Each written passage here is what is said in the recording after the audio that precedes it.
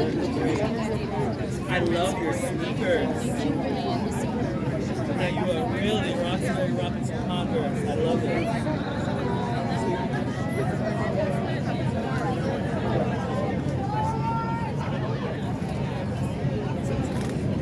Ladies and gentlemen, Nez Porter down here, what they call Nubian Square, where they're going to get ready to start the mayoral debate. So we're just going to sit back and relax and enjoy the entertainment that we're going to see and go from there. I see Michelle Wu. I spoke to Michelle Wu earlier.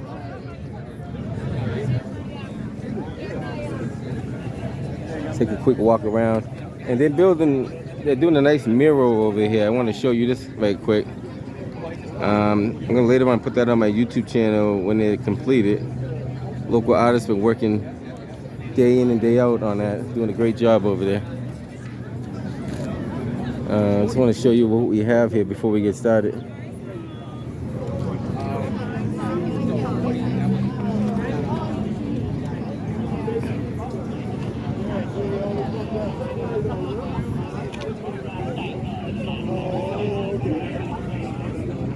Look at Michelle Wu.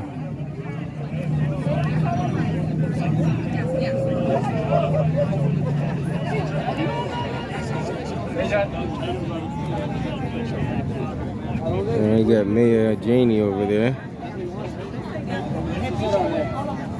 That's Barros. I believe that's his name.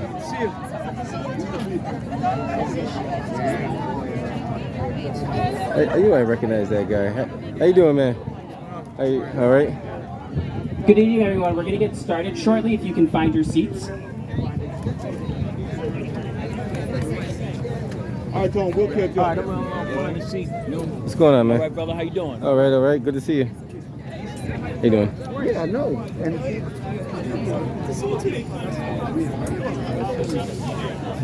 We told you.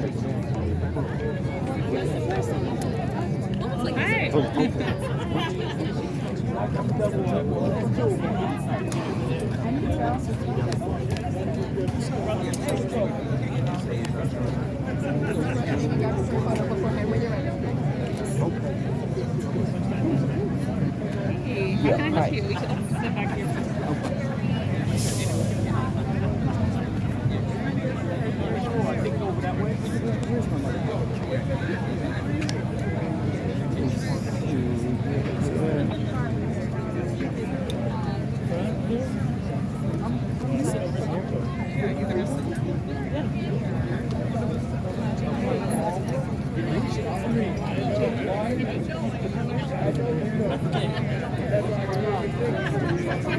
Yes. Okay, I told you what the part is.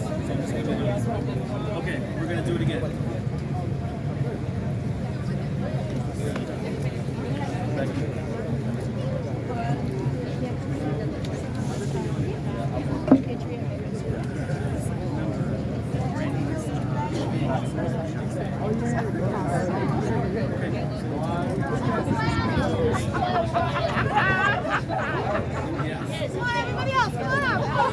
Everybody wants a photo of this guy. No.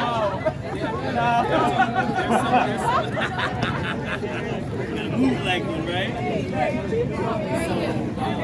There's some ideas.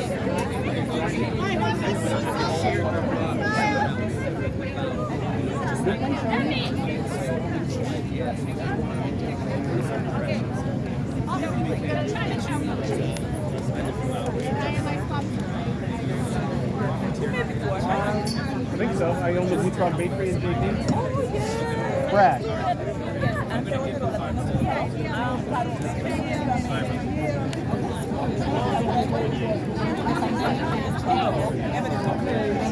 Yeah, we're gonna talk about it a lot. Just gonna roll up and have this.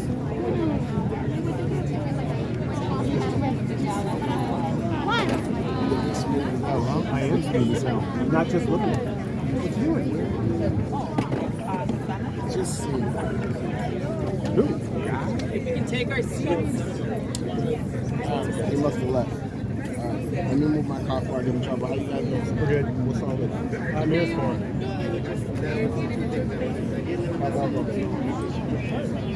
That's the members of the community policing right here. If you can find your seats, we're going to get started.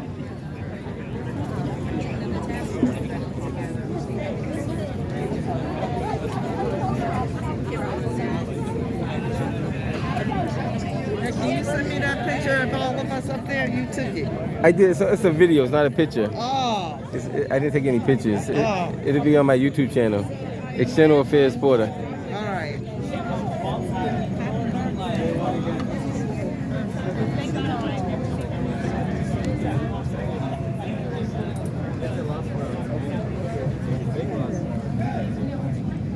You're going to wait with the other candidates and we'll call everyone by one by one. We have other.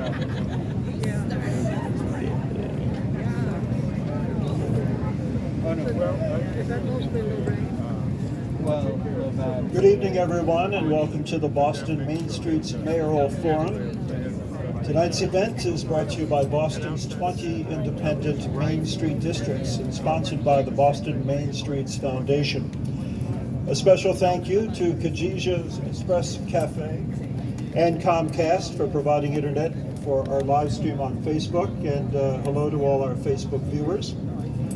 And thank you to Laura Jacobs and the Interstate Rentals team for transforming the Blair parking lot into our venue for this evening. And finally, thank you to our event organizers, Aidan McDonough, Jean DeSaro, Alex Corricini, and Robert George. Thanks to all. Such a friendly crowd. You hardly think there's a political contest underway here, but it's wonderful to see everyone.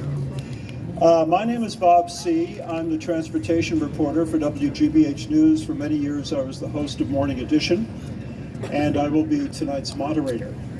I'll be asking each candidate questions that have been sourced from Boston Main Street's directors, board members, and local stakeholders. Now, we intend this forum to take about 2 hours, so we'll wrap up around 7:15. Let me begin by introducing each of the candidates running for mayor of Boston. Acting Mayor Kim Janey, a fourth-generation Roxbury resident. Kim Janey is a mother, grandmother, sister, and daughter.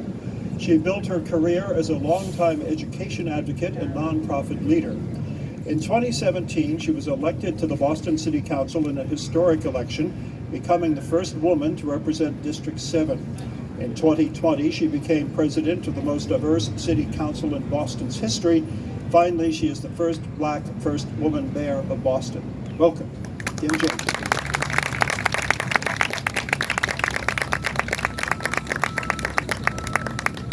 John Barros was born and raised in Boston to parents who immigrated from Cabo Verde off the coast of West Africa.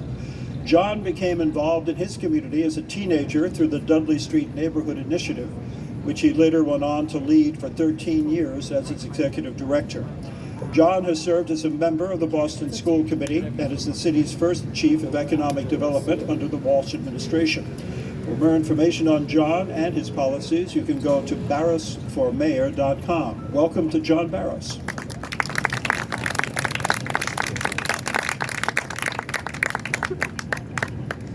Councilor Anissa Asaibi George, a mom, former Boston Public Schools school teacher, a small business owner, first-generation American, and lifelong Boston resident, was elected as an at-large Boston City Councilor in November of 2015 and was sworn in on January 4th, 2016. I'll get that in a minute here. Before her time on the Boston City Council, Anissa taught at East Boston High School for 13 years and uses her experience as an educator to inform her work as chair of the council's Committee on Education. In addition to her work on the council, she is the owner of Stitch House in Dorchester, a brick-and-mortar retail shop that sells yarn and fabric. Welcome, Lisa.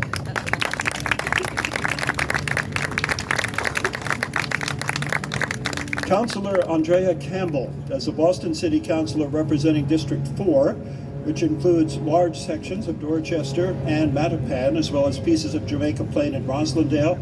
Councilor Andrea Campbell has focused on closing generational inequities in our city, whether in a criminal justice system that is unjust, a school system that underserves communities of color, or one of the worst racial wealth gaps in America. Campbell served as deputy legal counsel in Governor Deval Patrick's administration, working to create more equitable systems and deliver progressive change to communities across the Commonwealth.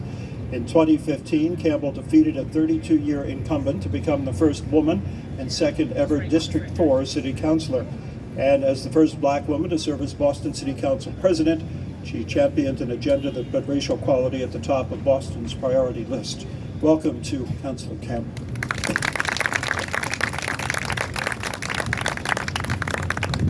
Now, candidate Michelle Wu was here meeting people and greeting people, but due to a prior commitment, she could not stay.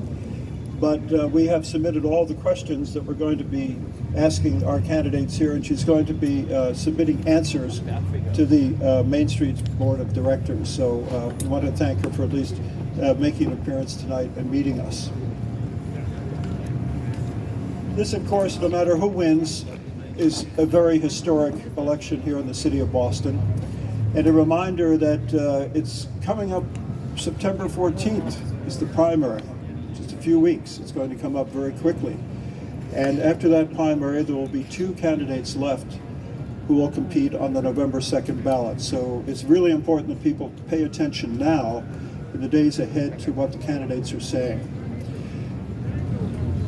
I'd like to begin by asking the candidates, and we'll begin with Acting Mayor Janey.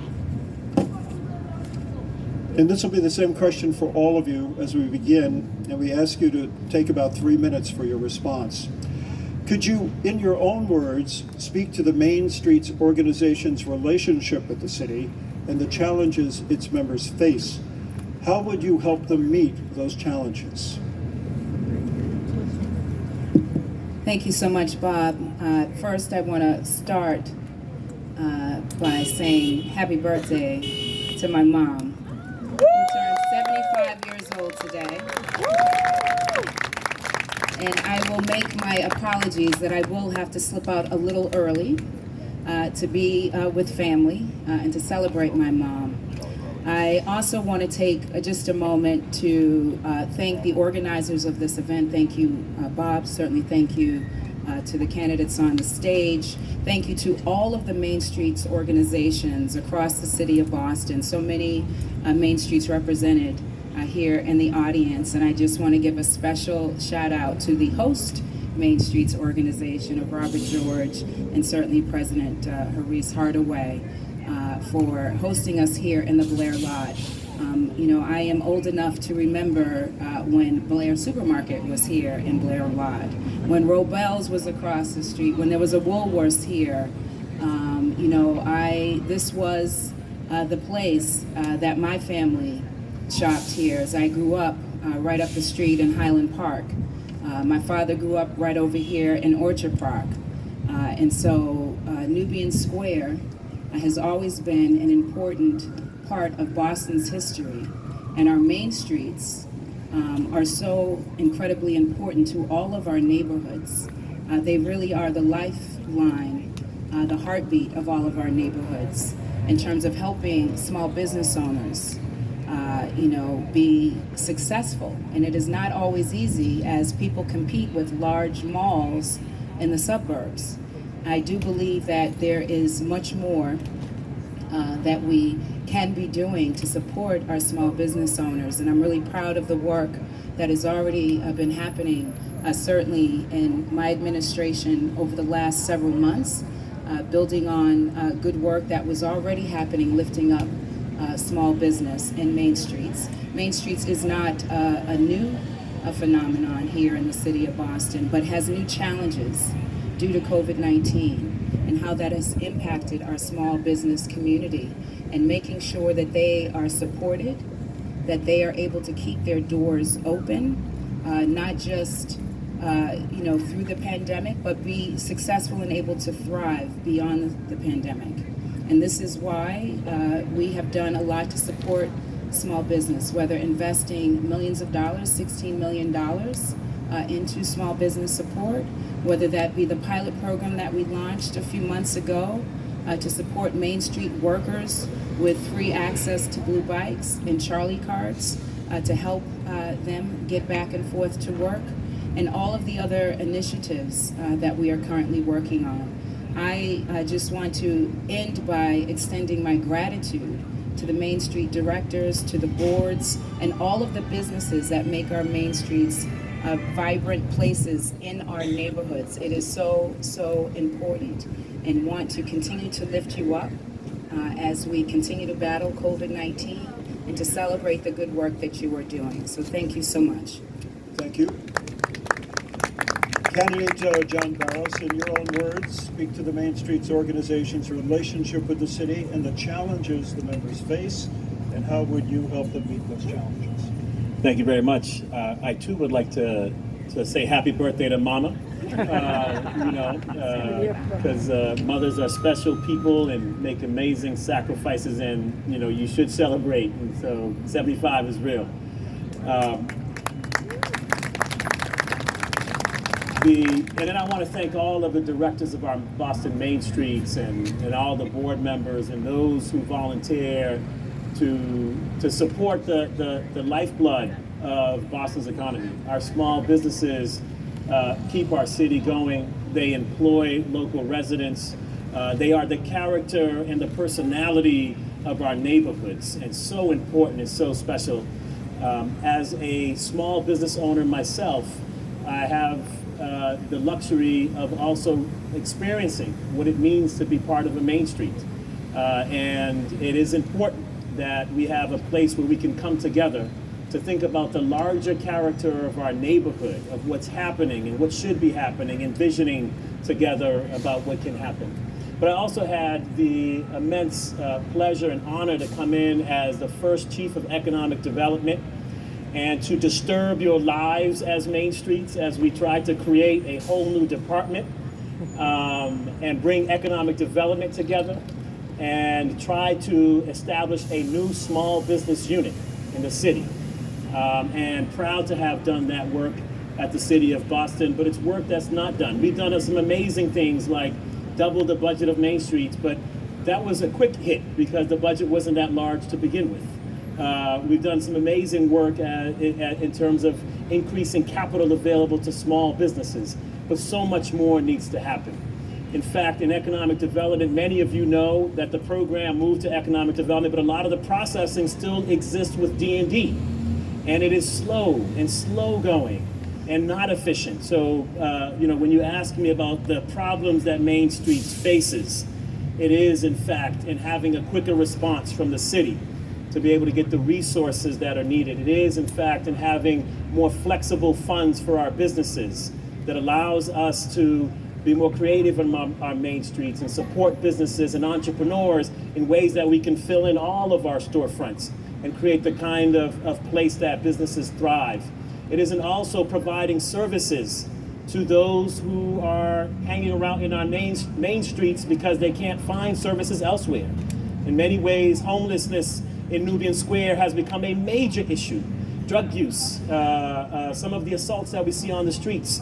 And as I walk into businesses here, I continue to hear that from business owners, and you need the city to be more of a coordinated partner, a long-term coordinated partner with you to make sure, in fact, that we don't just do the quick hits when we walk the streets. We clean it up real quick, try to do the quick hits, but we've got to be there together to make sure that our main streets are vibrant places and not places that people are scared to go to, not places where your workers are scared to go to because of some of the issues that exist. And so as mayor, I promise to continue the work that we started together and take it further to make sure that our main streets have the resources and the attentiveness that they need from our city. Thank you, John. Anissa Saibu-George, the same question. How would you speak to the Main Streets organization's relationship with the city, the challenges its members face, and how would you help them meet those challenges? Thank you very much, Bob, and I've just set myself a timer so that we save some time for conversation and additional questions. As Bob mentioned, Anissa Saibu-George, and proud to be an at-large city councilor and proud to do the work I've been able to lead on the city council, whether it's around economic development, certainly the work around education, the additional work that still needs to be done when we think about our city's residents who are experiencing homelessness, mental health issues, substance use disorder, and so many more vulnerabilities. We also have to think very clearly, and what we're here to discuss today with all of you is the role and the work that needs to continue happening in a very real way across our city, especially in our main streets. But I don't want to miss the opportunity to think about and make sure that we continue to make sure that we share some focus with our back streets and parts of our city that aren't lucky to have main streets districts. I am a small business owner, as Bob mentioned in his opening remarks introducing me, and owning a small business in the neighborhood that I call home is very special to me. To be able to engage with my business and my neighborhood and my community in that way has provided me an incredible opportunity to see my neighbors, to see my community in a very different way. And I know that's the experience all of you are having. Many, many years ago, I was actually the first Main Streets director for the Fields Corner community. And I think about the work that we still have yet to do and how so much has improved over 27 years now, 25 years now, and the work that remains undone when it comes to supporting our Main Street businesses, our not Main Streets businesses, as well as those doing the work, the Main Streets directors and your boards who are engaged in the work of promoting, of supporting, of helping and encouraging both your businesses to survive, especially over this last year, and certainly to thrive and grow.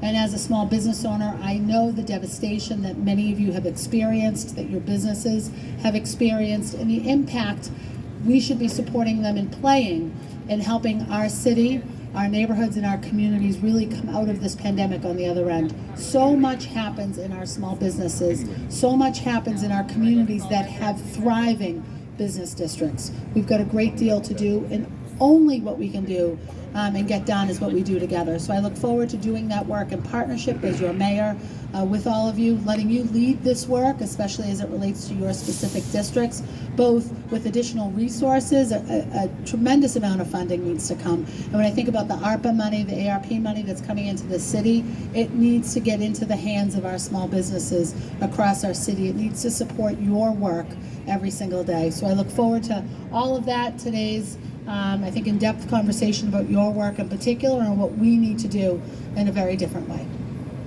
Thank you very much.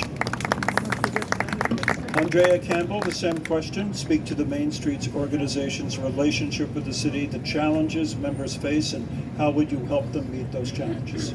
Thank you, and happy birthday. And it's very, very special, so I wanted to, of course, extend the happy birthday wishes. I also want to thank the organizers and all of you for being here. I know folks are busy, could be any place, but you choose to be here at this forum, so thank you. Thank you to the Main Streets directors, of course. Thank you to all of the folks who planned this forum, and also the setup, right? We've gone to about 45 to 50 forums. Sometimes we show up, the mic doesn't work, there's no water, there's not a comfortable chair. So thank you very much to the organizers as well. I have actually seen up close and personal, frankly, the challenges that face our Main Street districts. I have a lot in my current district that I represent, which is largely Dorchester, Mattapan, Jamaica Plain, and Rosendale. So I have Greater Ashmont Main Streets. I have Fields Corner. Grove Hall we do a lot in partnership with. I also have Four Corners. Codman Square would like a Main Streets. Rosendale Main Street. So there are a significant number of Main Streets in my district, and over the years we've talked about several challenges. One is just access. There are some neighborhoods that don't have a Main Streets. Codman Square is one of them. And when you think about the potential of that area being a robust business district, they really do need one.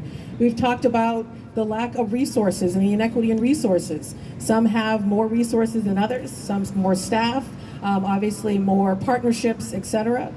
Some have been around longer, so also have greater relationships than others. We've talked about at moments, and I'll be frank, how challenging it can be sometimes to work with the city of Boston. Okay, Ed, just thank you, Ed. But to collaborate and to not be a sort of top-down approach and to make it feel really like a partnership. We've talked about Main Street directors being left out of certain important conversations, particularly around planning and development. So the challenges, I think, are long. But this is an opportunity coming out of COVID to reimagine. I know there were a series of conversations over the course of a period of months. I have a lot of notes. I took this binder because I was like, we're going to be here for a while, so I took a lot of notes. But I think a few things. One, we talk about quality of life issues, public safety issues, and the need for our directors to have access to a coordinated team. We started the neighborhood response team, revitalized it, frankly, in my district. The Main Street directors could be at the table working on those quality of life issues. And that's important when you have residents dealing with homelessness or battling substance use disorder or dealing with other issues related to the crime. I'm really proud as chair of public safety. I fought as a counselor to get a line item in the state budget restored so that every Main district would actually have a walking beat. And right now we've been talking about implementing that. And let me tell you, as a counselor, to get an item in the state budget restored is really challenging, but I saw the need and the challenge that came up in many conversations. Another big piece is, of course, recognizing the significant role and responsibility that our Main Street directors have. You're running nonprofit organizations. It's not just support of small businesses and technical assistance. You're part of the fabric of a community, civic engagement, programming. We were just here last week in Grove Hall for some programming out of the Grove Hall Main Streets. You need more staff. You need more money, I'll be frank. You need a bigger budget for the offices. It needs to be equitable across every neighborhood. You need more technical assistance. You need to be at the table at the beginning when we're problem solving, then still at the table when we're developing plans and strategies to respond to the issues. And I don't know when my time is up. It's up now. So I hope to engage, of course, more in conversation and look forward to working in partnership with each and every one of you. Thank you. Thank you, Andrea, and we will definitely give you another chance to speak some more. Okay, the next couple of questions have been touched on, but they have to do with the pandemic and the recovery from the pandemic. Businesses, as we know, have certainly taken a hit during the pandemic. What is your assessment of the city's response to helping our small local businesses, and what would you do if elected? A couple of subtopics here: language access, labor shortage, and green goals. And we're going to start here with John Barros. We're going to do a little different rotation, but John, go ahead, 3 minutes. Thank you very much. So as Chief of Economic Development, I had the opportunity to be on the front line of the pandemic response by the city. And we quickly set up a Tuesday call for all of our businesses to try to talk to our businesses and hear from businesses what their questions were as we were trying to struggle and understand, in fact, some of the CDC or state regulations. We did it together. And we were trying to be as transparent as possible in providing information, updates, and then responding to people back and forth. I heard a lot of feedback about that, and that's something that I would try to keep going. I think it's one thing that came out of the pandemic that people have said worked well and we should continue to do more of. We provided workshops for people who were trying to figure out how to implement these protocols or how to shift from a business that was mainly, sit down to then doing more delivery or takeout. And so we worked with businesses on that. Many of our businesses didn't have an online footprint. And so to help our businesses have more of an online footprint as people were doing more remote work and needed to contact them and see their menus and what was happening and what wasn't happening. It was critical, in fact, and it was scary, and it continues to be scary for our small businesses, as 23% of our small businesses are still closed. And that those who have opened, for restaurants particularly, only 44% of the capacity of restaurants are being used. Many of them are struggling to hire people. And as a city, we need to step in and help provide some workforce incentives. We know some of the small businesses that are hiring, they're providing bonuses. We can do that as a city and provide some bonuses through workforce development programming to help with training of new workers, while at the same time creating incentives and flexibilities that might not have existed before. Many of our small businesses are still struggling to pay bills. As Chief of Economic Development, we stood up 6 different funds. One of the funds we stood up to help small businesses directly was a rent relief fund. And the rent relief fund still exists. Many people talk about the rent relief that's needed for residents, and we know that that's needed. But our small businesses need the same kind of rent relief because they face the same kinds of issues during the pandemic and being able to pay their bills and pay their rent. These are some of the issues that we dealt with during the pandemic, and these are the issues that we still need to continue to deal with as a city because our economy is not back yet. I know the next question is about streamlining, Bob, so I'll stay with it because during the process, there were some things that I thought we did well that we should keep doing after the pandemic is long gone. Okay, thank you, John.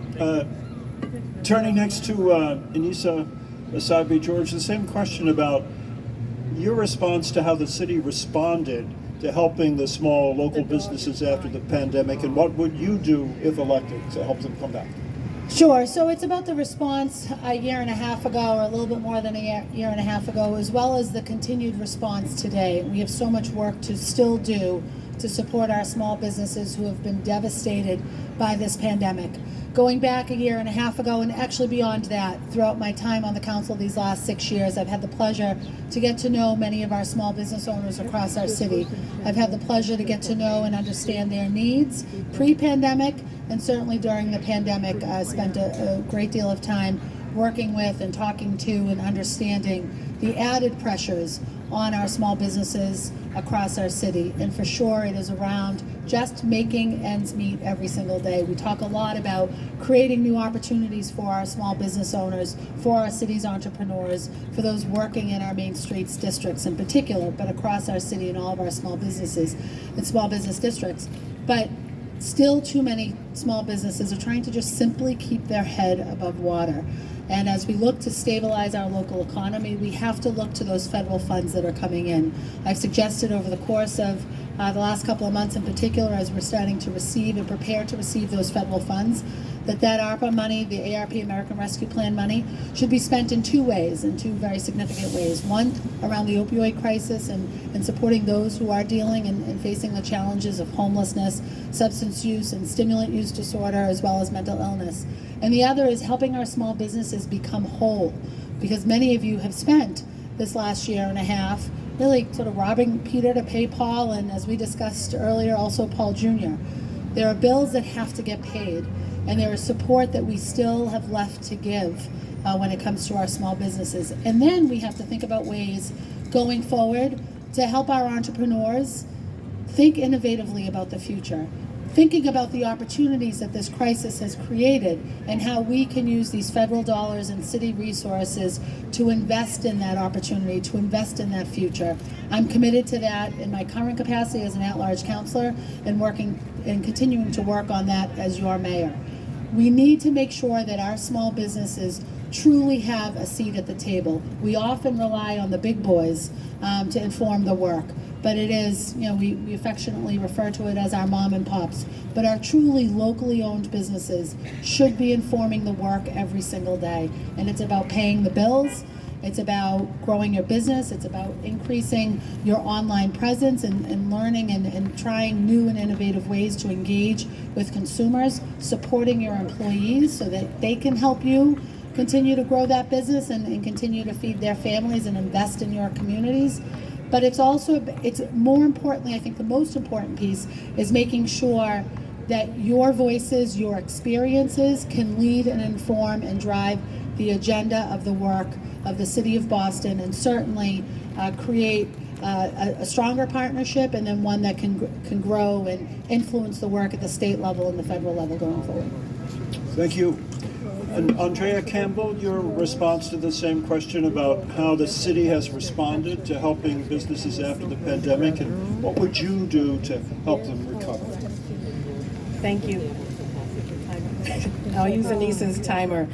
First, I want to start from frankly a place of gratitude, because it was a lot of our Main Street districts and of course members and volunteers and so many others that are connected to those institutions that stepped up to support the city's efforts, right? To give out food, to make sure there was technical assistance to our businesses to be able to apply for those federal funds, to make sure that folks knew about all the resources that were available, not just at the federal level, but at the state level. You were also showing up to not only respond to food insecurity, but folks who were getting sick. And pointing folks to where they needed to go to get tested, right? And of course, now that we have the vaccines, of course, pointing folks to where they need to go to get a vaccine. So the Main Streets are an incredible ecosystem, and frankly, I think really demonstrate how maybe they're underutilized and could be utilized a lot more coming out of the pandemic. And let me tell you, we're gonna have to get this right. Because right now, of course, there's light at the end of the tunnel, but this is still scary times. The Delta variant, COVID-19 is still here. We still have to be safe. But going forward, we do want, of course, to continue to reopen, but we have to still address the unemployment rates. In certain parts of the city of Boston, they are higher than other places. We have to, of course, address the fact that there are many businesses that will never come back online. And so what do we do to support those entrepreneurs to repurpose, to use their skill sets? And so there's a lot of ways to close these gaps. And I know we talked about Dudley earlier. I grew up down the street and how robust Dudley used to be. Blue Hill Ave, the same thing. It used to be robust. Codman Square, the same thing, with a diversity of businesses. So I tell folks, it didn't always look as if you had sort of dilapidated storefronts or underinvestment. So we can change that coming out of the pandemic. All of the main streets are going to play a critical role. Obviously, the federal funds will have to be utilized right now, but we're going to have to do better in making sure that businesses run by immigrants and women and people of color know how to apply for those businesses, those grants, that funding, know how to not only access it, but get it quickly. The application numbers coming from these populations is quite small, so I think we need to step it up. We also need to expand the office that does this work at the city. A lot of hardworking city employees. We need more staff. The other piece is we learned a great deal about outdoor activities. I came right here. There were all these shops and bustling farmers markets. We need to continue that every single weekend, every part of the city. Small businesses coming out, so when you know you're going to show up, there's always going to be some businesses there that you can support. That was a really beautiful thing in the midst of COVID that we were able to do. And of course, the city of Boston can support with more funding and technical assistance. Other type of programming. It's so hard to get a permit to start anything. When I started the Mattapan Jazz and Unity Festival, I live in Mattapan. I like jazz. I don't always want to have to come to Roxbury in the South. You must have heard me talking about Roxbury in a bad way. But I don't always want to have to come to Roxbury in the South End for jazz or blues. But starting that festival in Mattapan, and I work in the system, was extremely challenging. And so we're going to have to streamline processes, use technology to make it easier for these business directors and Main Street organizations with their volunteers to do this great work. Okay, thank you, Andrea. And finally, Acting Mayor Janey, the response of the city to helping businesses recover from the pandemic. Thank you so much, and I can speak to the work that is already underway as mayor and the investments that we continue to make in small business. This is going to be a long recovery, and for me, the most important thing is not only that our economic recovery be robust, that it be equitable, and that is why I continue to invest in small businesses, businesses owned by people of color, by women and immigrants in our community. Just today, we launched the community engagement process for how we will spend the federal resources coming into Boston. There are more than $500 million that we have an opportunity to invest in people and programs to help us come out of this recovery. And first and foremost, it was really important for me to make sure that we were hearing from the residents of Boston. So we want to do this in collaboration with our main streets, with our boards, with nonprofit leaders, with our business leaders who are on the front lines of this pandemic, and obviously all of the customers who support a small business. We're doing this with the Equitable Recovery Task Force, and I was joined today by a number of the task force members, like Willie Broderick, who is a pastor at 12 Baptist Church, Michael Curry, Frederica Williams, people who are in the healthcare space, Shagun Idawu, who leads the Black Economic Council of Massachusetts. We want to make sure that we've got a good plan in place and that we are hearing the voices of people for too long have been left out of these conversations. And so we're creating space. There are three big buckets that we want to make sure that we are focused on. Obviously, the health and wellness of the city of Boston. We still have a lot more work to do when it comes to battling this COVID-19 pandemic, and we certainly want to continue our investment there because that is so tied to our economic recovery. There are other health and wellness issues that were outlined in the Health Inequities Task Force and the report that was released just a few weeks ago. We're doing that work. Certainly the opioid epidemic, making sure that we are addressing that crisis is also important. In addition to health and wellness, we want to make sure that we're focused on ownership, things that will help us build generational wealth in communities that have been denied that for too long. And that's through ownership. home ownership and business ownership, making sure that we are supporting small business and the opportunity for residents to buy their first home.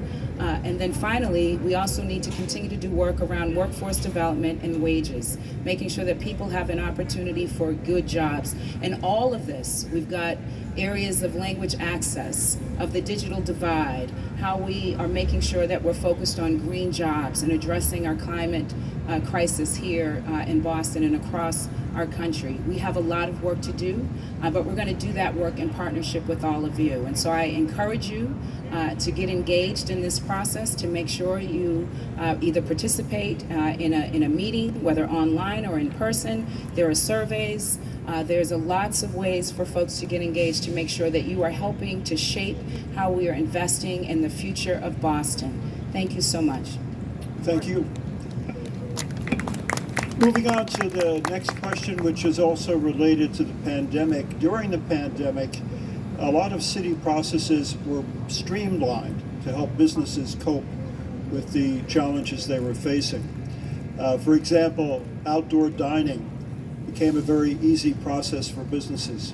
We'd like to know what you would keep and what other process do you think could be easier? Let's begin with Anissa Asabi-George. Thank you for the question, because I think it's important that although this crisis has proved to be very chaotic and devastating for too many of our business owners, certainly devastating for many of our families and those who've experienced and lost loved ones because of the pandemic, there have been a few silver linings.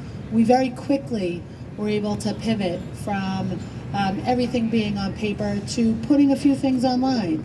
We were very quickly able to figure out how to do outdoor dining and to engage with customers and residents in very different ways. We were also able to pivot to, and through John's office and the Office of Small Business, through some different engagement with locally owned businesses, whether they were restaurants with liquor licenses or other business owners and entrepreneurs who were looking for additional information to navigate this very difficult time. Those are things we need to continue engaging in. Outdoor dining, I hope, is here to stay. Certainly in some communities, we've got to refine it. We've got to make sure that it is acceptable to the community members. We hear a lot of concerns in some of our more congested neighborhoods about the impacts of outdoor dining. We certainly have to make sure that we are working in partnership with those restaurants to roll out the process every year, that the timing is right, that the setting is right, that traffic flow works, and that first responder vehicles, whether it be fire, police, or EMS, is able to get through some of those more tighter-knit neighborhoods. We also need to keep things online and get more online. This idea that you have to come into City Hall or have to come into 1010 or have to visit an office to navigate a particular system is, we've seen, unnecessary.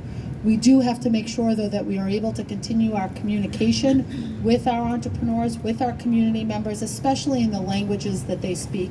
And we need to continue to work in partnership with our small businesses so that they have the tools in which to communicate, in which to engage, that we are supporting them if they're online now with web services and technical assistance, if they are looking to process payments, for example, electronically, that they have the tools and the resources that they need. If they need additional capital to invest in these systems so that they can exist for the long term, we need to make sure that we are creating those opportunities and understanding the true needs across our cities, small business districts and our main streets in particular. And we have to use those best practices that all of you have experienced firsthand and make sure that our business owners who are not in main streets have access to those best practices, have access to those tools and those resources and that information. The city needs to play a leading role in making sure that that happens, but certainly working in partnership with all of you, because you've lived this side by side with your business owners. We as a city need to make sure that we put the system in place to make it easier to continue that along the way. Okay, thank you. Andrea Campbell, what city processes do you think should continue to be streamlined or could be more streamlined? So I often think maybe finally we'll get rid of the fax. Because we learned through this process that the fax machine has to go, that we have to upgrade our technology, that we shouldn't have to require folks, you know, you mail them a document, they review it, they mail it back to you, and then you got to mail them something back, and then finally they mail it back and we approve, or they have to show up in person. And so the best thing about what we learned in this pandemic is we use technology. We did everything online, or sometimes via a telephone call, which of course we know with the digital divide, it's important that people be able to just pick up the phone. We used 311 in ways we hadn't in a really long time, and that was to be able to not just call 311 for a quality of life issue, but to say, I'm a business owner, I need to apply to PPP, be redirected. So I do think we can be expanding all of the technology and processes, but across a whole range of departments. Usually it was in the context of ISD, but there are other departments that you have to navigate. We know ISD is sometimes very difficult, I'm not gonna lie. But there are a whole bunch of departments that need to be navigated, so technology is gonna play a critical role. But it needs to be system set up across every department in the city of Boston. Right now, there are some departments that use very different software and technology where they don't even communicate with one another. So good luck trying to navigate a few different departments. So we need to do it across every department. The other thing is we got rid of cars, right? We suddenly became a little bit more green. We allowed businesses to expand to outdoor dining. We allowed some of the smaller businesses to use the sidewalks to do some creative things. And that required us, of course, to take away some parking. That's a usually uncomfortable conversation. But I think people welcomed it if it was utilized to actually grow a business, sustain a local business. And so we saw that in different parts of my district as well. And we saw it in other parts of the city. And I think it's a conversation worth continuing to explore. Obviously, we had outdoor dining. It was easy to set that up. We had pop-up shops all across the city of Boston. We should make sure it's still easy coming out of the pandemic to be able to do those things. But if anything, advertise them across every neighborhood. The day I came to the pop-up shop here in Roxbury, or Farmers Market, I was coming from Charlestown. Charlestown didn't know about what was happening over here and vice versa. And that's a mistake because people in COVID, coming out of COVID, really want to get out of their respective neighborhoods and to finally, I think, connect with residents across every neighborhood as we all talk about the inequities that exist in the business districts and just how different our business districts look across the city of Boston. The last piece is going forward, in addition to all of this, we used apps, technologies. We came up with innovative programs to encourage folks to do less online buying and to go into their local communities to buy at local shops and offer incentives to do that. I think we need to expand upon that as well. I think it's critically important. Many folks didn't even know that there were some apps that were developed to do some of this. And then, of course, we're not out of COVID. We have to make sure that every single Main Street director and business is equipped with PPE, guidelines, all of that really essential. I can't tell you, I was visiting with a group of young people at the Y earlier today, and at moments it was a bit scary because I had to remind folks that the Delta variant is real, and we have to continue to be vigilant around it while, of course, growing our businesses and expanding them going forward. And our businesses are going to need, our main districts are going to need major support around that. We can increase that. Thank you, Andrea. And Acting Mayor Jana, what about the processes to be streamlined that have been streamlined? What can be done to make it easier for businesses to get the permission they need to do what they want to do? Thank you. One of the things.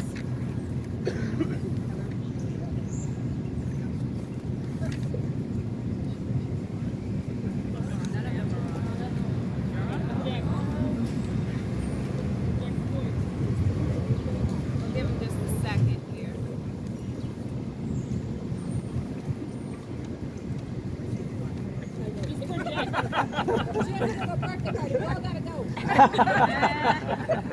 Can you guys hear me okay? Yes. All right, I will, oh, there it is. Thank you so much. The folks over on sound, I appreciate you. You know, one of the things that COVID did teach us is that when needed, we can act quickly. And we can respond in a way that helps residents and helps our small businesses. And we were able to streamline permitting. We saw that happen last year in 2020 with my predecessor, and we want to make sure that we are doing more to continue that good work now. And so my administration is making sure that we're looking at our permanent processes for lots of different things, not just small business, because we want to make doing business with the city of Boston easier. We still have to do our due diligence. We still need to make sure that we are checking all the boxes that need to be checked, but we need to make things easier. Certainly online will help us do that. Making sure that we are doing much more to expand with language access. That is incredibly important. You know, in terms of apps, we launched the Be Local app, which was a win-win for small businesses as well as a win for customers, because the cost, we were taking care of that. And so for folks who wanted to shop locally, for any businesses that were participating, you could get a discount, which was great. Pop-ups, we need to see many more pop-ups and make it easier to utilize vacant space to do pop-ups. I'm really proud to have my little sister here, my younger sister, not my little sister, my younger sister, Kai Grant, and her husband, Chris Grant, who own and operate Black Market, who have taken over this lot a number of times, working with different community vendors. There we go again. With vendors, local vendors of local businesses and local artists to really celebrate and lift up folks who are not always recognized and don't always have access to the resources or means to open up brick and mortar. This serves as an important incubator in a way to help folks get started. And so we need to do more of that. You know, in my administration, we also have been holding roundtable discussions with business leaders, with restaurant owners, to see how we can best support them. Certainly outdoor dining has been successful in most of our neighborhoods, not in all of our neighborhoods, and we need to respond. When we have issues around density and narrow streets, we need to make sure that we are hearing the voices of residents as we continue to balance quality of life with supporting our business owners. Finally, I would say, until they get the mic working again, the last point that I would make is the importance of supporting workers. Business owners are successful when they have a workforce that they can count on, who are showing up to work, who are taking care of their customer base. And one thing that we have seen with this pandemic is that it has been really hard to hold on to staff. This is why my office, as mayor, has been doing recruitment and retention, because it is not enough to get people in the door, have them work for a month, and then go off to the next establishment. We want to see longevity. We want to support folks. And so we are doing recruitment as well as retention bonuses for small businesses. These are all important things that we need to continue to do and invest long after COVID is hopefully gone. But we know that this is something we may be living with for quite some time, so we have to keep on lifting up our small businesses as well as our residents all throughout the city of Boston. Thank you so much. Thank you, Kim, and thanks for forging ahead there. It's good to say. And John, you have the last word here in terms of helping our businesses and streamlining what they have to go through at the City Hall. Thank you very much. I remember when we proposed outdoor dining, and government sometimes can be siloed. So one group will propose an outdoor dining, and then another group will tell you why you can't do outdoor dining. But during the pandemic, what we had that was different is we were all on a Zoom call every morning at 8 a.m. trying to solve the problems. And government needs to break down silos to make sure that we're solving the problem. So when we proposed outdoor dining, and the fire commissioner at the time said, well, we've got an issue with propane tanks. We could talk to them about how we work with small businesses to understand how they take care of propane tanks, how they store propane tanks, what they can do and not do with propane tanks. Those are the kinds of problem-solving things that we need to keep going in the city of Boston, so that when we're talking about one idea on one side, we can bring someone else on the other side and problem solve. It is important, in fact, though, that outdoor dining not only stay, but that we create new spaces for people who don't have the space around them to be outside. Because so many of our businesses didn't have the backyard or the front space to engage in that way. And we need to create some common space in different ways for that to happen. We also know that during the pandemic, we had QR codes. Businesses were, you walk into a business, you'd have a QR code, you can get the menu, you can pay on your phone. I know the Office of Small Business was providing free posters with QR codes in case you couldn't get them. That's the kind of work we need to do to continue to make sure that our small businesses are in the 21st century technology space and in fact can continue to be touchless. It was important that during the pandemic we heard from small businesses, heard from their customers, heard from owners what their ideas were, and then that we worked together to disseminate resources quickly. I was proud to work with the Main Streets Foundation to raise some money, and then the Main Street's executive directors on the ground giving them to businesses. Let me tell you, I think that was the most positive feedback I heard was they could walk to a Main Street's office and get that resource, that they knew that they could get it. There was no nothing. You knew the business owners, you gave it to them. They didn't have to bring in extra documents. They didn't have to bring in, tax receipts, etc. So that's important. It's important that we create ways to make sure that our small businesses don't have to go through the HUD documents that you need to provide the HUD paperwork that you need for our block grant money, right? And so we've got to be more creative and more flexible that way. But lastly, I'll say this. I was proud during the pandemic to also help design the first of its kind marketing program for the city of Boston. We had never marketed our city, and particularly our neighborhood businesses, before. And so the All-Inclusive Boston marketing campaign was important because it showed Main Street businesses that aren't typically shown when we market our city. It was beyond Beacon Hill, it was beyond downtown, it was beyond Fenway Park. It actually talked about different Black-owned, brown-owned businesses in our city and how we needed to support them as well. I was also really excited to be here for Nubian Nights, right? And I want to shout out Black Market and others who helped put this together. But let's be innovative that way. Let's celebrate in the outside and let's be safe, but let's continue to be creative as a city. Keep the spirit of innovation, creativity, and problem solving alive in Boston so we don't have to say no. We can instead of saying no, say, let's figure out how. Thank you, John. The next question deals with two very serious issues and very serious, challenging problems: the opioid epidemic and homelessness in our neighborhoods, which spills into the Main Street districts, which has a direct impact on the success of the businesses in the Main Street districts. How do you propose dealing this? We'll start with Andrea first. How would you deal with these issues? And specifically, would you commit to providing a walking patrol officer for every Main Street district? Andrea. I'll start with the end. Yes. I got the funding from the state to do just that. So yes. If anything, it was pushing the city to roll it out quicker. When we got the funding from the state, it was taking too long to actually get the officers into the respective Main Street districts. We can change that. We can do it really quickly. And if anything, in addition, we need to go back to the state to ask them to expand that line item for public safety. Because if it comes from the state, well, then it doesn't have to come out of the city of Boston's budget. And then we know we can redirect those resources to other Main Street needs. I'm happy there's a question specifically about the opioid crisis and homelessness. Because if we sit here, and I'm going to be very frank, real comfortable and enjoying ourselves, there are people right now setting up more tents along Mass and Cass because they're dealing with homelessness. There are more folks experiencing substance use disorder, not just along that area, but of course it's pouring out to other neighborhoods. I grew up right down the street. We were poor, we had not a lot, but we didn't have that. We didn't have needles in our playgrounds, we didn't have needles on our parks, we didn't have, I always say, bodies on the ground. And you don't know if the person's dead or alive. And we walk around in the city of Boston stepping over these individuals. That's just unacceptable.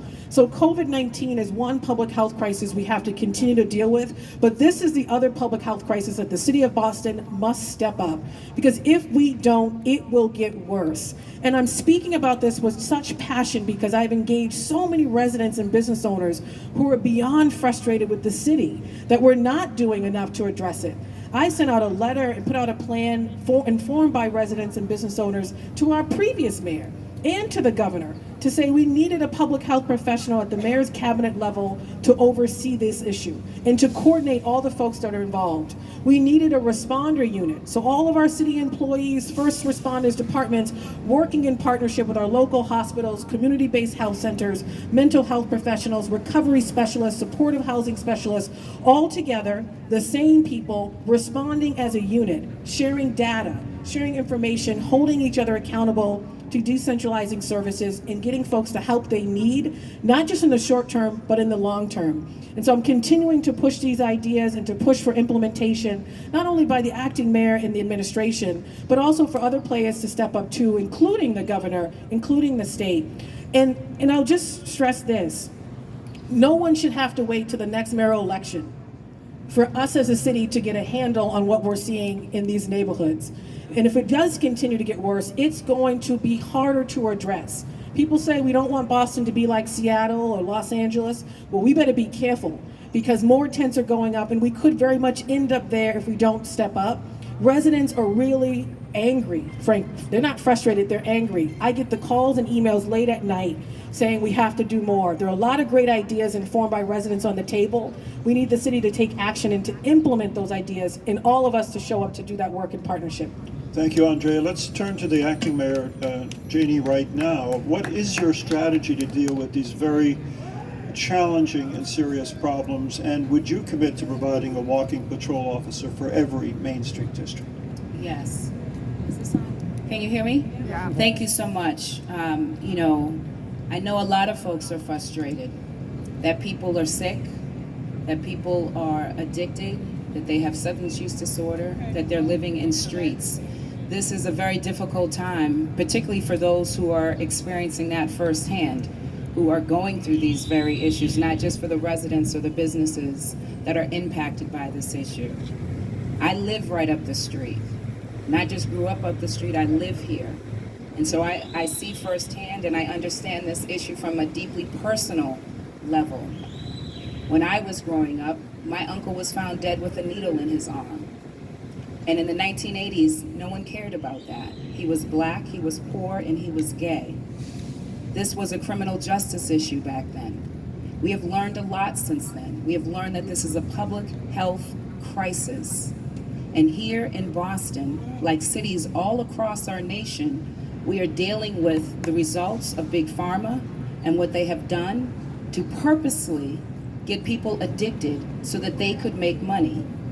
That coupled with the removal of Long Island's bridge and the other challenges that people then take up to want to self-medicate.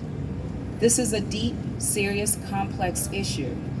We need more supportive housing, and we need it all over Boston.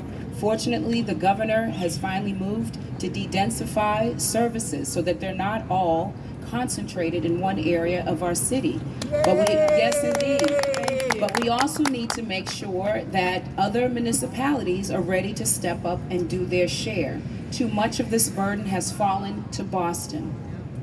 Too much of this burden is on Boston's plate. And we need to make sure that everyone who's doing the work on the ground, that includes our recovery services, that includes our public works department, our Boston Police Department, certainly Health and Human Services, that everyone, including our small business and economic development, have the resources that they need to ultimately support people. And while people are frustrated and angry, the reality is people are not getting well overnight. They're not suddenly getting well, getting jobs, and getting homes. That is complex work that is going to continue to take time, particularly when people say do something, but they don't want it in their neighborhoods. So we all have to be willing to tackle this problem, and not just here in Boston.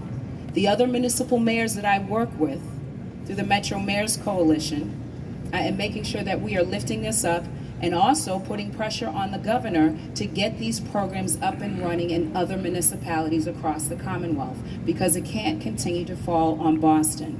In Boston, we are connecting people to treatment and services every single day. And it is not an easy or pretty thing for those who are on the front lines doing this work. It's easy to go film and take your videos and all of that, but to do this work is not easy or pretty.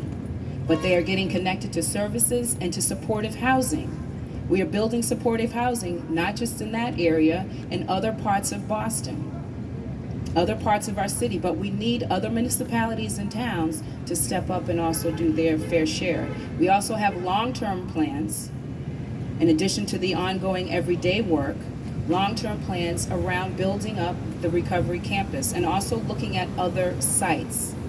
Because 2-3 years down the road in hopes of getting a bridge is not enough.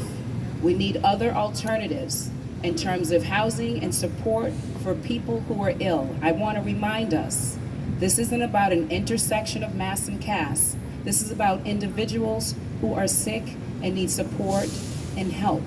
And so it is up to all of us to recognize their humanity and make sure that we're doing that work to get them the support and the treatment that they need. Thank you so much. Thank you. John Barros, your strategy, your plan, how would you deal with these two very tough issues? At first, I want to answer the first question, which is around a patrol officer on every main street. And I want to shout out the police officers that are here with us today. And I want to thank them for the work they do, but also recognize that we need to add more capacity. The defund the police framework is the wrong framework. We should, in fact, add and make sure that we have transparency, accountability. But I haven't talked to a police officer yet that disagrees with that. But that has nothing to do with defunding police. If we want a police officer in every main streets, we need to fund up police. We need to add to the force. I'm the only candidate that's asked for additional investment in our community policing bureau. We need to make sure that we can add additional capacity. Why? Because I've worked with neighborhoods and main streets that need more police on the ground, and I've always heard back that they don't have enough capacity and they don't have enough folks to do the work. And so as mayor, I will commit to making sure that we have more in the Community Engagement Bureau, to make sure that we have more police officers on the force. And when we do that, that there are more diverse police officers on the force, that there are more people coming from all of our neighborhoods in the city of Boston, and that they're more local. It is also important that the police officers aren't answering all the calls. So as we're going to Mass and Cass, I want to applaud Acting Mayor Janey for her pilot on mental services. But we need to do more than that. There need to be more professionals who are answering the 911 calls. And so when I call for mental health professionals, I also call for a more comprehensive public health agency that allows people to answer calls on the detox side. Walking here today, coming to this site today, I was in the back streets because oftentimes I visit the New Market Business Association. And there was a gentleman on the floor who asked me to call 911. When I approached him and I asked him what was going on, he said, I'm overdosing. I said, I've got Narcan. Should I apply Narcan? He said, no, somebody just did. I need you to call EMS. And I said, well, if you just got Narcan, let me call EMS and see. And the EMS, and I said, what do you need from EMS? As the EMS was coming, and he said, I need a detox bed. That's not EMS, folks. That is a detox professional that should be coming out. Now, EMS came out, and fire came out, and police called me right away, and our first responder did what they are supposed to do. But we need professionals on the streets right now that can help service our brothers and sisters who are on the streets right now.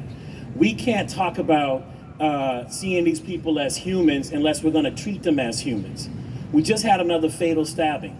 That can't happen.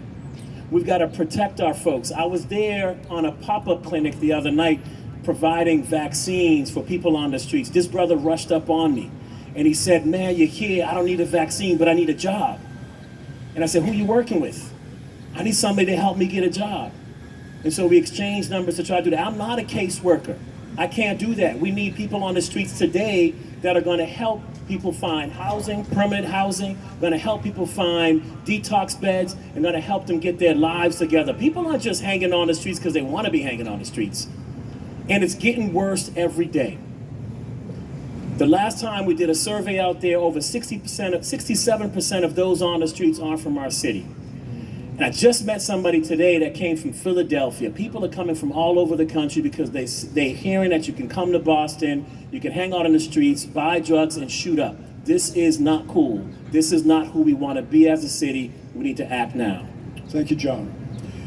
And finally, Councilor Sabi George, your approach to this problem, and also would you support the walking patrol officer in every Main Street district? Thank you very much for the question. I appreciate the question because I'd say central to my work on the council since I joined in 2016 has been around supporting our city's residents who are experiencing homelessness, who are dealing with substance use disorder and now stimulant use disorder as the drugs are changing, and mental illness. When I joined the body in 2016, I was the founding chair of a committee on mental health, homelessness, mental health, and recovery. That committee was disbanded at the start of then Council President Janey's term in office. I think that was a huge missed opportunity for the council to continue its focus on this work.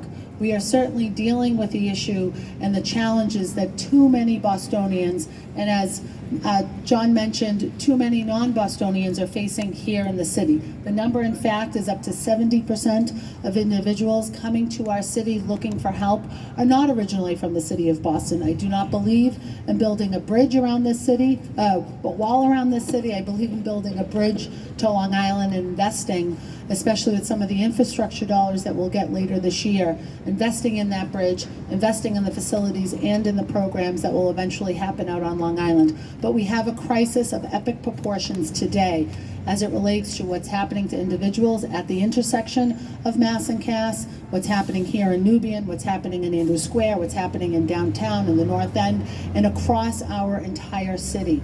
I have led on the council in the work to increase the number of police officers in our neighborhoods and on our streets and support a dedicated patrol to each of our Main Street districts and beyond. I've also led to make sure that we have social workers and co-responders and outreach workers on our streets supporting our most vulnerable, unsheltered, in need residents. We have a tremendous amount of work left undone around needle pickup. When I joined the council in 2016, I started the work around increasing our capacity to pick up more needles. That first year we picked up 250,000. This year we are close to 1 million needles improperly discarded in our streets. We are continuing to lose the battle. The continuum of care is broken. I was bringing together through my committee providers and legislators and bureaucrats and decision makers and those doing the work every single day. I was bringing them together to work to repair that continuum of care, repair the service delivery model that is broken. We have so much work to do, and as mayor, I will continue to lead on that effort, using the power of that office to invest in services, to provide additional help, to respond to the needs of our residents across our city who are feeling the impact, our business owners who are bearing the brunt of this crisis day in and day out. It is work that we have to do, and it is too important to simply wait. That is why I have advocated with the current interim administration on using the ARPA funds on this problem specifically, and also to support our small businesses across our city, not just in our Main Streets districts. Okay, thank you. All of the districts are struggling with affordability, displacement of longtime residents, and are finding engagement with developers to be lagging. Can you speak about the BPDA and how you would approach relationships with developers to ensure positive development for our neighborhoods? And would you require the BPDA to involve Main Streets on all new development projects in their district and have the district play a role in that approval process? Let's begin with you, Acting Mayor Chan. Thank you so much. Our Main Street districts and businesses in general, whether they're involved in a Main Streets or not, need to be at the forefront when we're talking about development in our communities, particularly in Main Street communities. People forget often that this neighborhood right here is in fact a neighborhood. It is not just Roxbury Main Streets. People live in this community, and they are impacted every single day by what is happening here or not happening here. And so it is really important that we are making sure that their voices are heard and are at the table, as well as our business owners in this community. We certainly need to do a lot of work when it comes to BPDA and making sure that many voices are heard, and that we are doing a much better job at ensuring that we get at the development that we need in our community. And that is development that does not displace residents, particularly residents that have been here, whether a long time like my family, or residents that may be newer to the city who may have come from another country or another town. We need to make sure that we're doing development without displacement, that we're creating opportunity for mixed income development, and development that is not just deeply affordable or luxury. That is not the only two options here. We've got working families. We need to make sure that we are housing them as well. Too many people are being pushed right out of our city. It is why I ran for office to begin with. Too many folks are being pushed out and left out. We need to make sure that their voices are heard in all of our processes in the city of Boston, particularly as it relates to housing. It's no secret that we are in the midst of a housing crisis. We were in a housing crisis long before COVID-19. COVID-19 has only made things worse. This is why, as mayor, in my very first week, I invested $50 million in rental relief to make sure that we were meeting people where they are and dealing with this crisis. We've been able to help 3,200 households with that money, and there's still more investment to happen. We also need to make sure that we're doing everything to stabilize our communities, that we are providing home ownership opportunities. It is why I've tripled the investment in the down payment assistance. And now those who are looking to buy their home for first-time home buyers, the down payment assistance has gone from $10,000 to $40,000. We need to make more investment, which is why we're using the American Rescue Plan dollars to make sure, again, we are investing in people. And all while we do that, we have to hold developers accountable to creating the right development that makes sense in our communities, that does not displace residents, that creates opportunities not just for residents to stay and live in the city of Boston, but the opportunity for businesses to thrive in the city of Boston. We need to look at our commercial space and how to ensure that that is truly affordable, and how we can conduize some of that so businesses can own their place and not have to worry about rising rents year after year. We need to make sure we're doing everything in our toolbox and building a better toolbox to ensure that the development in Boston and the role that BPTDA plays in that is serving the residents of Boston and the businesses of Boston. And if you'll indulge me, Bob, I do have to leave, so I would like to say my thank yous and my goodbyes. I do appreciate being here with so many talented folks on this stage. Certainly the folks here in the audience who have come out to listen, and especially our Main Streets directors and board members who are here. You guys are on the front lines every single day. You see firsthand what is impacting small businesses in the city of Boston. We need to continue to have you at the table, to lift up your voices, to make sure your voices, as well as all of those who you represent, are being heard. That is the work that I'm already doing as mayor, and the work that I hope to continue to do as mayor. It has been great serving and leading the city through a number of unprecedented challenges over the last 4 months. But what is important are the next 4 years and years after that. For me, this is not about election days and campaigns. And yes, election day is in 35 days, September 14th, and I certainly hope that you vote for me. I certainly want to earn your votes. But this is bigger than any one election cycle. This is about the future of our city. This is about the movement that we are building together as residents, as stakeholders, as community leaders, as business owners. This is the work that we have to do together. We did not get here overnight. And we all know that it is not just COVID-19, because COVID-19 exposed lots of systemic inequities that were long here. These challenges have been years, decades, and centuries in the making. And while I bring my black girl magic as the first black mayor and the first woman mayor to lead our city, I know it is not magic. It is hard work, and is all of us working together to make sure we are addressing these challenges together. And so there is space for you. The table is plenty big. I know in Boston, particularly for those of us who grew up here, we've been taught that there's only so many seats at the table. And if I'm at the table, you can't be at the table. Well, that's not true. There's plenty of room at the table for all of us to do this hard, important work together. And that is the work that I want to continue to do with you, because we cannot go back to normal. When normal is a racial wealth gap of $250,000, or mass incarceration, or opportunity gaps in our schools, or unemployment rates that disproportionately impact Black communities and women. That is the normal that people are seeking. Well, not me. This is our chance to go better, to make sure we are creating a stronger Boston, a Boston that is more equitable, just, and resilient. And I want to do that work with all of you. Thank you so much. I really appreciate you. Thank you again, Mummy. Happy birthday. Thank you guys for your indulgence. I really appreciate you, and I'm really grateful to all of the Main Streets. And thank you so much, Bob, for this wonderful conversation. Great. Thank you so much for being here, and have a great birthday celebration. It's okay.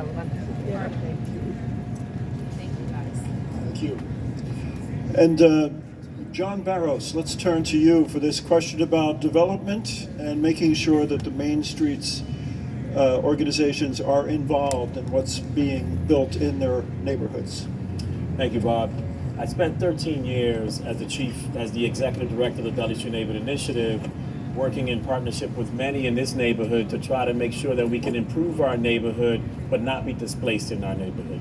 And the only way you can do that is by having ownership or control of what is happening in our neighborhood and stewarding the land in our neighborhood, which is why in this neighborhood we built the largest urban land trust in the country to both protect open space, urban agricultural space, affordable commercial space, and affordable residential space.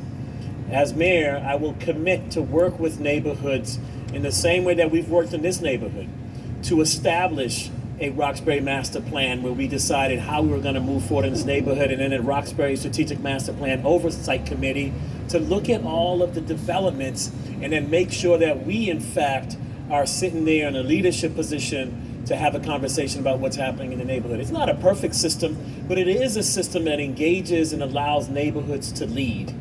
We need to continue to refine that system, improve that system, and make sure that Main Street is at the table to have conversations because businesses need to be represented.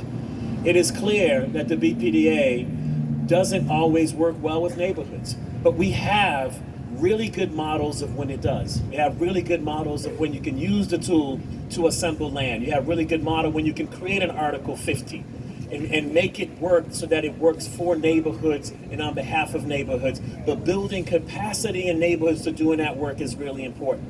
Because too often we ask our neighborhood leaders and our neighborhood organizations to do work beyond their primary mission without providing capacity for us to be at the table.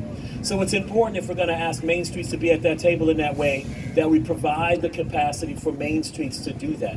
And so perhaps out of the Reimagine Main Streets conversation, there should be some asks that look at how Main Streets can have capacity to engage in community planning so that it's not just put on the Main Streets executive directors to be at those tables, because it's a lot of work. And then I will promise as mayor on my side to meet you in a way to not only build your capacity, but that Main Streets has an official seat at those planning tables to make that work. I want to call out the work that we recently did in Upham's Corner. As the co-chair of the Imagine Boston 2030 plan, I walked out of that conversation and moved into a pilot in Upham's Corner to work with the Dudley Street Neighborhood Initiative and those in Upham's Corner to push for the plans that had already been walked out and developed by the community to push for implementation, to build, in fact, an Arts and Innovation District in Upham's with the Strand Theater at the core. So the city did some land banking. We assembled about 3.5 acres of land in that area to make sure, in fact, that the community had control of the development that was happening so we can build affordably, so we can build and make sure that small businesses always had deed-restricted small business spaces. This is what we can do in all of our neighborhoods, all up and down Dudley Street, all up and down Blue Hill Ave, to make sure, in fact, as we're building our neighborhoods in Hyde Park, in Rosendale, as we're building our neighborhoods in JP or in parts of Dorchester, in Mattapan, that we're doing it in a way where the community is not displaced, but that the community is part of it. I've also introduced the notion of bringing a neighborhood investment fund. A neighborhood investment fund would allow neighborhood residents to invest in the development in their neighborhoods. So it's not just about decision making, about the building that should be built or not built, about the space that should be developed or not developed, but that you in fact are buying shares in the project, that you in fact are part of the project, so that small businesses can step in as owners of what's being built in your neighborhood. And that the city would seed that fund, work with banks with CRA money, with foundations with PRI money to help create a meaningful participation of development that's happening in our city, but most specifically in your neighborhood. It is critical that we own, that we continue to guide, and continue to be a part of the improvements in our neighborhood in a permanent way.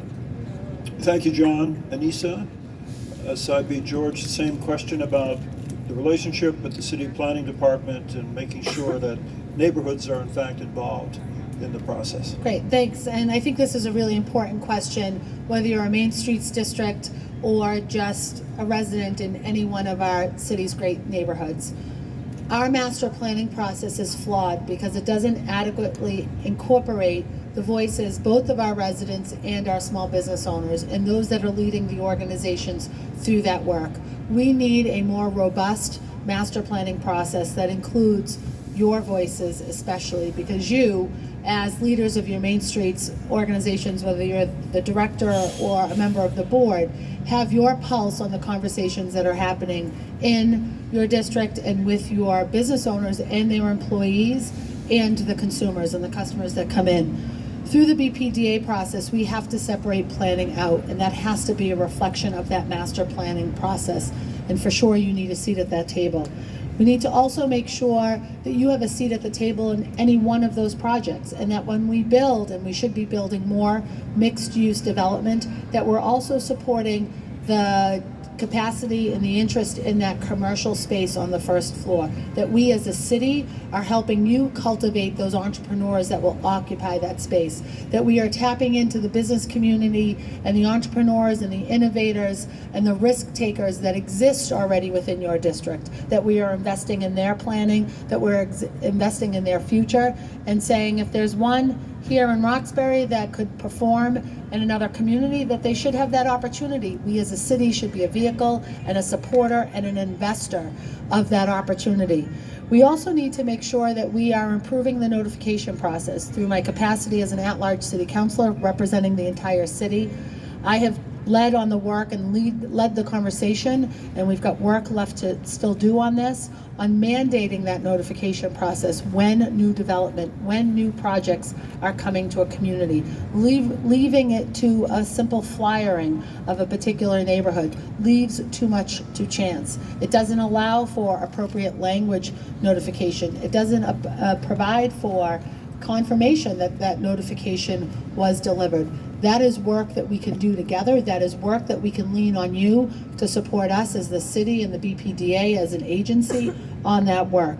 And I really do believe that if we're doing this work together, our very unique business districts, our Main Street districts, can truly reflect and appreciate and celebrate the feeling, the culture, and the offerings of each one of our Main Streets districts. And I will add that we have to look for opportunities to continue to expand the work that you are doing in your particular district, that it's not simply limited by the boundaries. Too often that funding, that support, those efforts, that work is limited by your geographical boundaries. We have to look for ways to expand that and use your experiences to inform more work.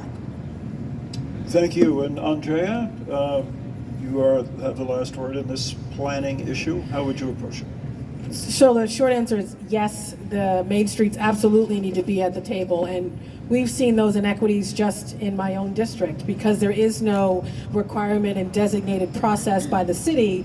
You have some Main Street directors who are at every development meeting for every project in the district, and others don't know what's really going on because they don't have the staff to participate at a deep level.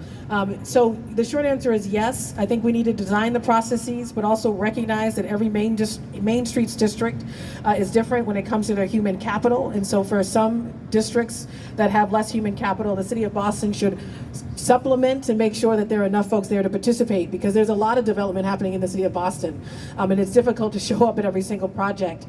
But I think it also goes back to the planning piece. If you don't have the Main Street directors at the table, good luck trying to plan. Every neighborhood in the city of Boston needs different things. The 2030 plan showed us some of that, but we need to add more meat on the bones. In Mattapan, for example, we don't just need more housing, but it really needs to come in the form of single-family housing or multi-family housing, not just rental opportunities, home ownership opportunities. In Mattapan, we need speed humps. We need Blue Hill Ave to be the most robust business district in the entire city. We don't have that yet. But if we go to West Roxbury or other parts of the community, they have very different needs. So I do think we need to go back out there and do a little bit more planning and have a sense of what that is. Every neighborhood doesn't even have a planning like Roxbury has. And the robust process that Roxbury went through, for example, that master planning process, some neighborhoods don't have that, which is ridiculous. We need it so that when a builder or anyone comes to build in the city of Boston, they know what the community wants and they build in response. And the city of Boston can hold them accountable to building exactly what residents want and what they ask for. So if a developer, for example, is coming to Mattapan or the other part of the city and proposing a building that is too big or too dense, that plan, of course, can be really useful to tell that developer that's not what they want. They want more home ownership opportunities or something else. I'm really actually proud of my track record on creating housing because I know that's specifically what's come up. As a city councilor, you don't get a budget to do anything. And so for me, I'm all about getting things done. I don't buy this argument that we have to wait for someone else to respond to the issues. No, we just have to roll up our sleeves and get it done. In my district, I started the Vacant Lot Initiative, activating city-owned parcels that were causing blight along Blue Hill Ave and causing blight in my community and public safety hazards. I just had the homicide on Irma. That shook many of my residents to the core because we had been talking about different things and quality of life issues that could lead to violence where the city wasn't stepping up. So when we started that Vacant Lot Initiative activating these lots, it was for what? Home ownership opportunities, mixed development projects. If you drive along Blue Hill Ave today, there are 30 RFPs out by the city of Boston right now to create mixed development projects in the community. That was because of the work out of my office. And let me tell you about these projects. They're not gonna just create housing. They're gonna create jobs in the community, allow local entrepreneurs to bid on those contracts. We redesigned the RFP so it was easier for folks to apply. I know the Main Streets directors are always saying it's too difficult to apply for anything in the city of Boston.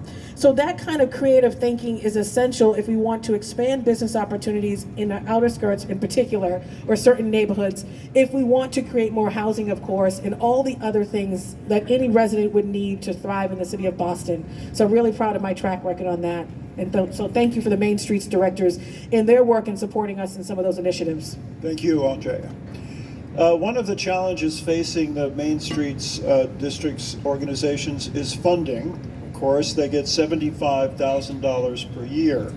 Would you be willing or committed to increasing the Main Street budget? We'll start with you, John. Yes, so we have increased the Main Street budget once, but we just launched a process called Reimagine Main Streets. In fact, anticipating we're going to increase the Main Street budget and anticipate we're going to increase, so I'm letting the cat out the bag a little bit, but the anticipation by the administration, we're going to increase the budget and increase the number of main streets in the city of Boston. We need to diversify the funding source. Sorry, Natalia, I'm putting you on the spot here, but we need to diversify the funding source by the city of Boston because the block grants are too limiting and the block grants are too complicated.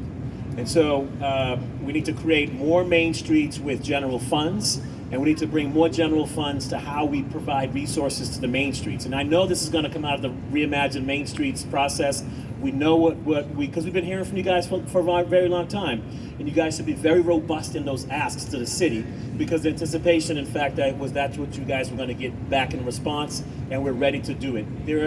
We're proud of Main Streets here in Boston. It was the first Main Streets in the country. It's still the largest Main Streets in the country. It is the best Main Streets program in the country. But we can go so much more. We can do so much better, and we can provide so many more resources. The city of Boston, Main Streets, no dig on D&D, but Main Streets was couched under housing. And we had to pull it out of under housing, give it its own identity, and start to add capacity, and then engage you on what it meant to reimagine Main Streets. If it was its own program, had more resources, and in fact, we can build more Main Streets around the city, which is exactly what I would do as mayor. We need to blow away with the HUD districting, because some of you have businesses around you that you can't even get to because we've got some HUD lines that are drawn, and that's not fair. We need to rethink Main Streets in the city of Boston, at very least double the budget, but I think we can do more than that. Thank you, John. Lisa, same question. So I won't even set my timer for this because this is an easy one. Yes, we need to increase funding for sure. But we also need to make sure that you have the authority and the opportunity to do the work that you are charged to do in partnership with your small businesses and your residents and those that are interested in investing in, literally and figuratively, in each of your districts. And then we need to make sure that we are filling in those holes where your boundaries end. How are we creating additional opportunities for those other small businesses and those lowercase m Main Street districts? And there's so much opportunity. There is so much, and there's still such a lack of inequity between each of our main streets. But for me, it's about increasing your budget and making sure that you have the authority and the opportunity to make decisions with the organizations and the businesses and the residents that you work with. Yes, and Andrea. The short answer is yes. We've heard that loud and clear, including from the reimagining conversations, not just for our Main Street districts to have a larger overall budget, but to also have more staff, and also, of course, to be able to do more programming and other things. But I think the biggest piece that I learned through the process is just the magnitude of how difficult it is to apply to the city for resources, to apply to the state, all of the red tape, all the bureaucracy, and that, frankly, you almost give up at the end and say you can keep the money because it just took so long to get the money. And then all the compliance issues. So what does it mean for the city of Boston to step up and us to expand our human capital to assist with some of those things, but also to change the application process to make it easier for folks to be able to apply for some of these funds? That is possible in the city of Boston. When I just started the Youth Development Fund, which is getting a lot of nonprofit organizations serving our youth funding from the city, that was one thing we heard. So we redesigned the application to make it really easy for people to apply. We made multi-year contracts available so you didn't have to apply every year. So all these things can be changed quickly. And I don't know about you, I do not like wasting time. I like to get things done. And so these ideas are things that could be implemented immediately. The next question has to do with so-called legacy businesses. That's businesses older than 20 years, are in danger of displacement due to commercial gentrification. So what are some ways that you would help our businesses that are in danger of displacement? John, you can start.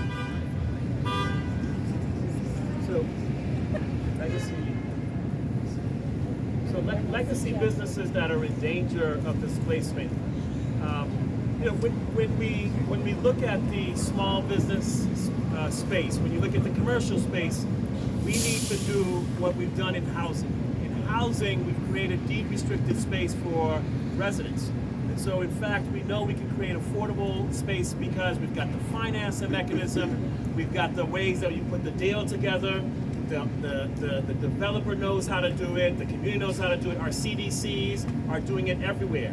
We now need to make sure that we can create the same kind of process for deed restricted small business space, which is what we called for in the Upham's Corner, because the residents said to us in the small businesses in that process that we need to protect small businesses. That in fact many legacy small businesses are losing their space, particularly during the pandemic.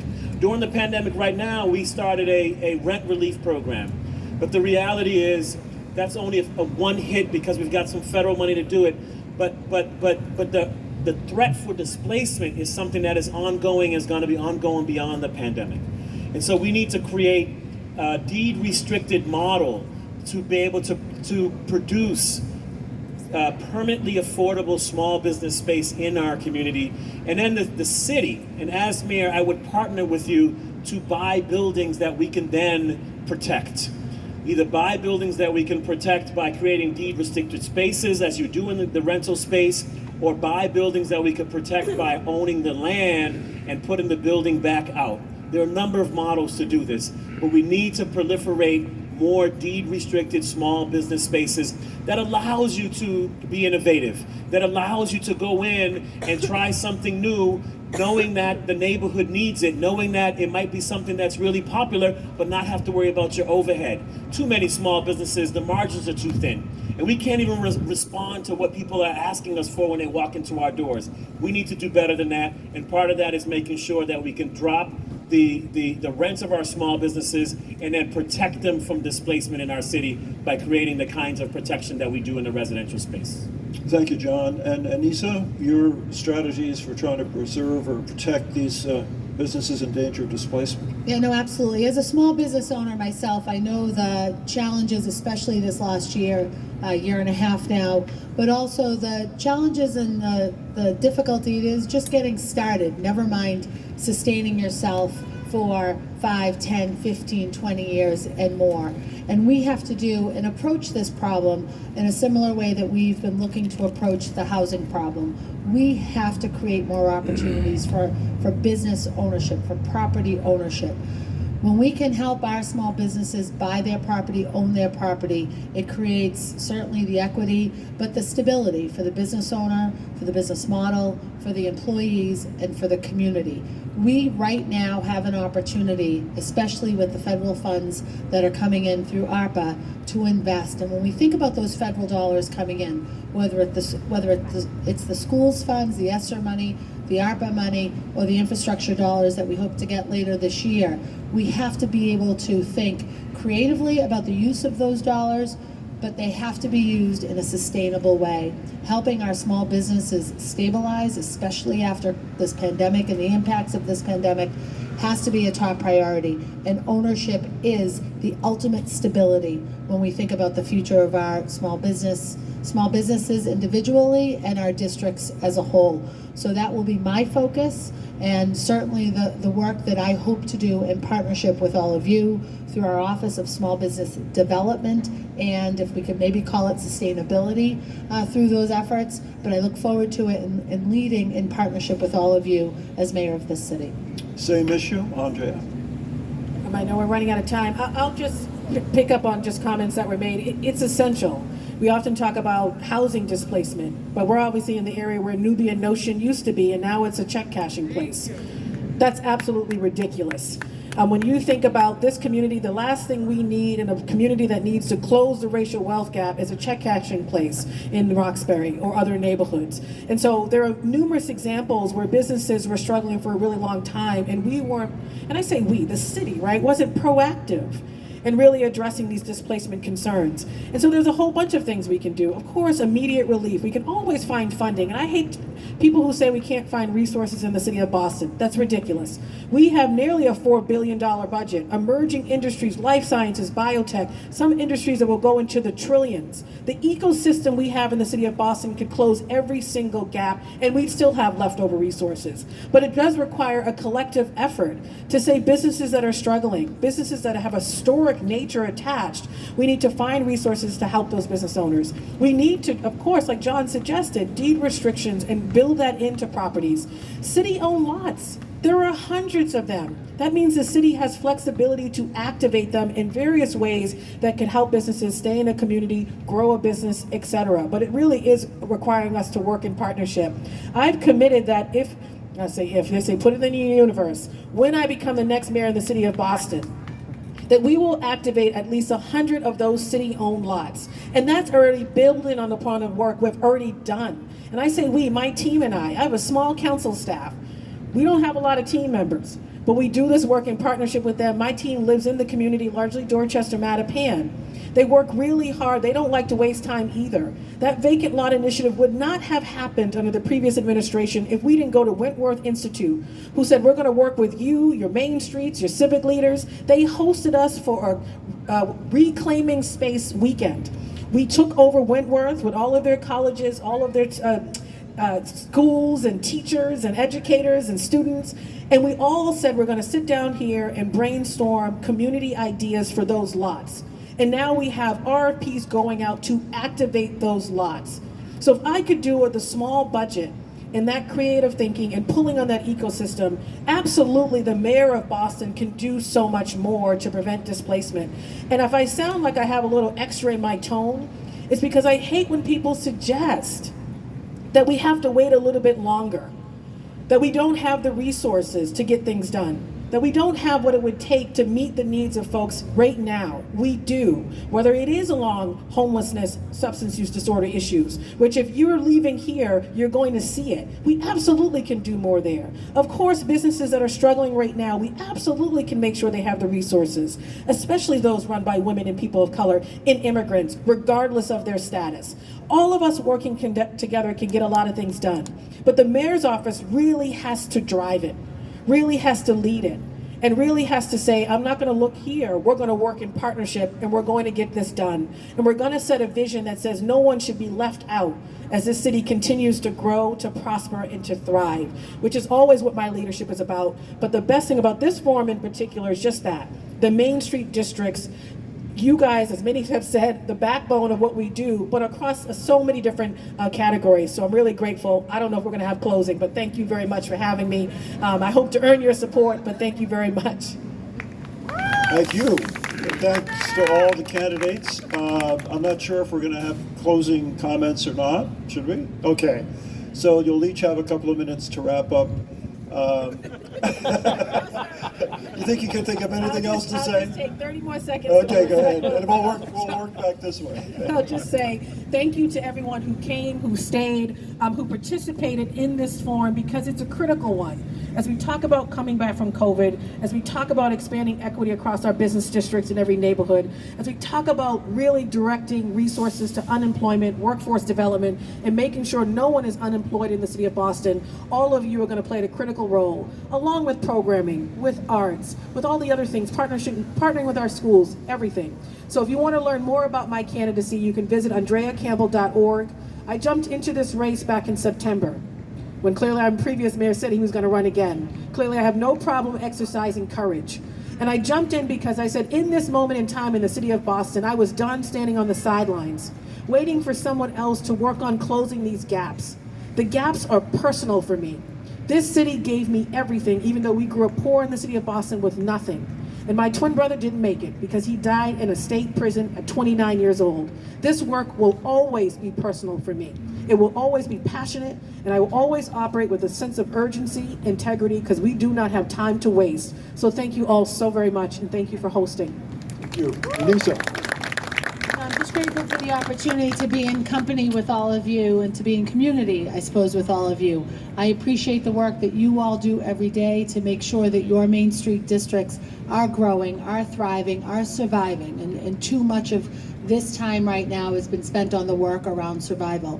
And if those of you that are listening at home have an opportunity to visit any one of our city's Main Streets districts, I actually will challenge you to visit one that's not super close to you. Go check out another one. Go visit another one of our communities, because our city has so much to offer.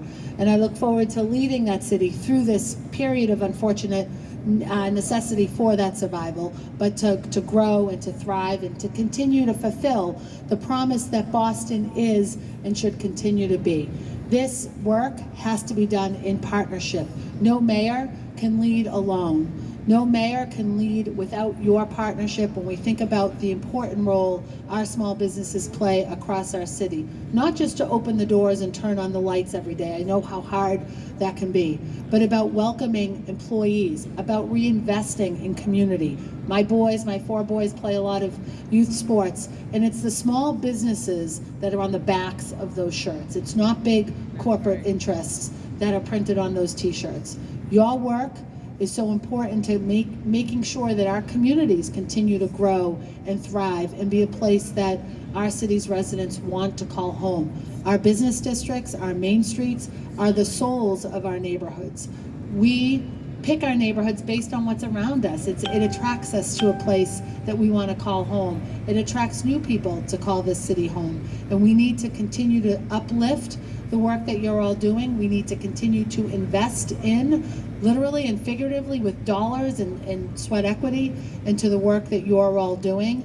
But again, as mayor of this city, I promise to not do this work alone. I promise to include you in it, to let you lead it, to let you drive the agenda, to set the pace, and have the authority to bring that work to your respective districts. I hope to have your support, and look forward to seeing you over the coming weeks and months. We're 5 weeks away from today. We'll be getting ready to shut down the polls. When you do go to the ballot, or you know your friends and neighbors who go to the ballot, I'll be number 1 on the ballot, and look forward to hoping to have your support and hopeful to do this work alongside all of you for the coming years. Thank you. It looks like you have the last word, John. Thank you. Well, first, let me just say thank you for the organizers of today's forum, for all the work you guys have done to keep our small businesses alive, particularly during the pandemic. It hasn't been hard. Small businesses are still struggling. But I know that Bostonians know how to struggle and make it work, because we've struggled for a very long time in this neighborhood. Born and raised down the street, this neighborhood went through some tough times in the 70s and 80s with the crack pandemic, with the crimes, with the gang involved violence that we saw. We know we have made it a long way. We know we have used resident leadership. We have used our own communities' empowered self to demand more and get it and build it. That's what we need to continue to do in the city of Boston. That's what drives me. The belief in us, the belief in community, the belief in our leadership and our ability to not only dream for better, but to go get it and make it happen. That's why I'm in this. I'm not in this for a job. I'm in this because, in fact, I've seen too many people in my neighborhood who have been gunned down. Too many people in my neighborhood who are still behind bars. Too many people in my neighborhood who had far more promise than I did as a young black man, but who can't sit on the stage here today because physically aren't here around with us. That's why I'm here, because we can design a city that supports all of us. We can design a city that supports all of our businesses. I launched Imagine Boston 2030 because it was just part of the journey of trying to improve small businesses and the services that the city gives for all of us in the city of Boston. But there's still a lot more work to be done. And it's not just about small businesses in isolation. It is about comprehensive community building. We need to make sure that we're rebuilding all of our neighborhoods, that we're improving the lives of those folks who we expect to come in to patronize our businesses, to be support for our businesses. We've got to support our families. We've got to support our young people, our children. It is a comprehensive approach to build a city that sees me and that sees you. And as mayor, I promise to be that person. I promise to be your partner. I promise to be with you in reimagining all that we do, but reimagining it with you in that picture. Consider me as your vote for mayor. Visit barrosformayor.com. And September 14 is 5 weeks away. It's a long 5 weeks. We're going to be sprinting. But I'm excited to possibly be able to serve you as mayor. Thank you for tonight, and thank you for everything you do. Be well. Thanks to all the candidates, and I would like to thank Boston Main Streets Foundation for organizing and holding this event tonight. It's been a real privilege for me to moderate it. And after hearing these candidates, I think Boston's a very lucky city. We have an extraordinary field of candidates from whom the next mayor will be chosen, and I think they deserve a round of applause as well. Thank you all.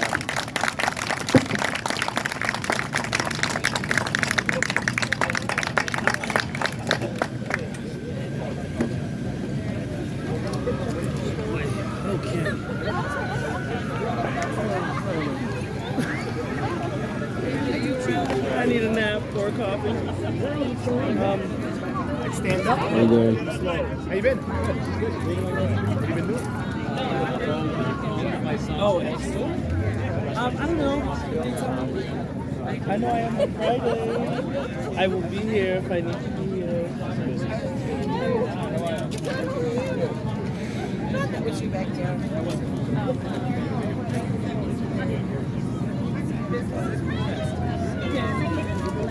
Oh, that's good. I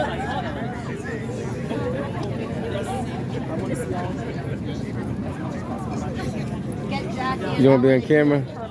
Don't be shy. You're not photogenic? You could be.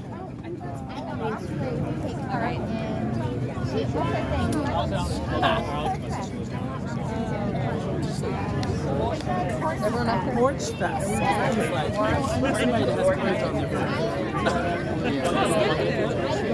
You know, it was funny. I had a kid working for me. No, organizers first. So what is Porch Fest? No, you're good. Yeah. Long story short, he was going to. They're adding more. What's the name of the town we went to? I never remember the name. He was moving to Norfolk, and he was getting there the day before we got there.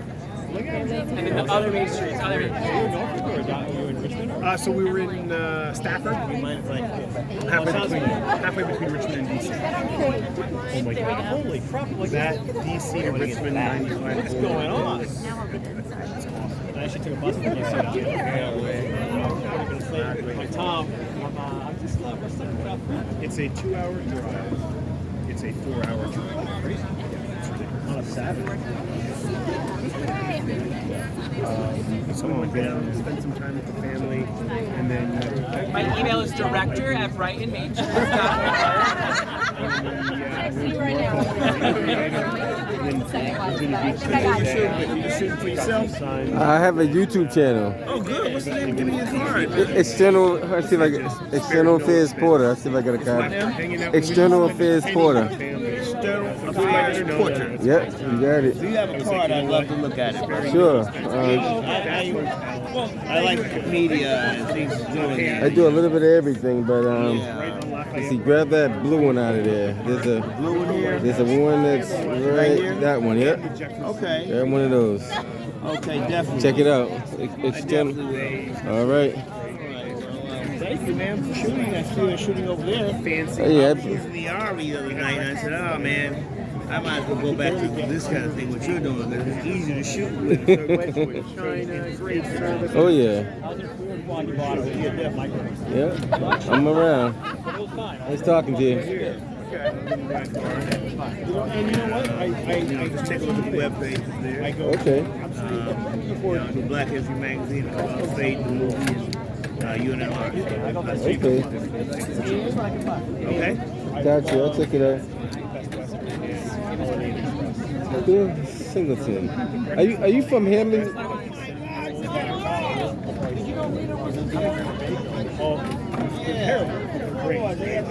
Oh, Lino. Yeah. Delgado.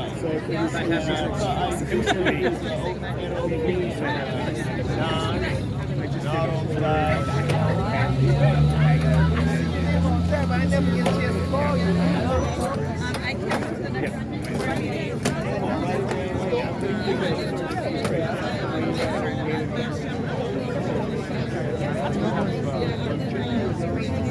See what we can do together.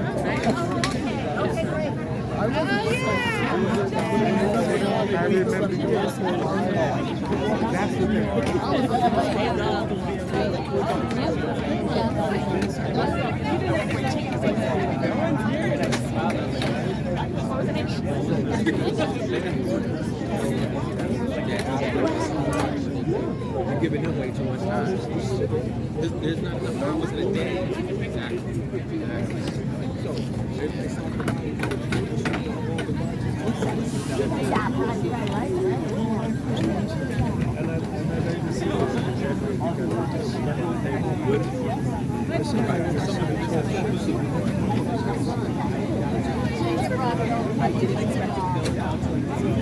Bye, Casey.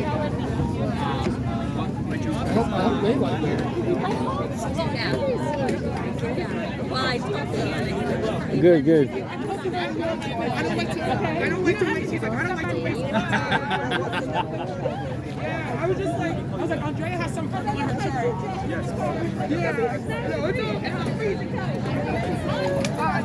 I tried to read all that stuff, but then there's so much going on. Congratulations on the article. I don't know. I read it and then read it to death.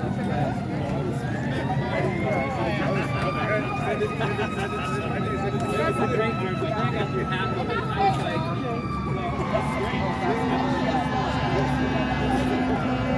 so good.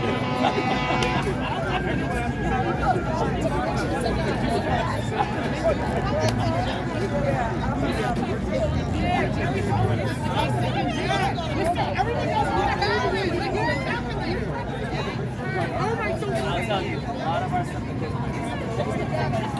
And it's just about language, touching. I really appreciate it. I'll let you be. They're not going to put me on a good mood. Thank you, Andrea. Appreciate y'all.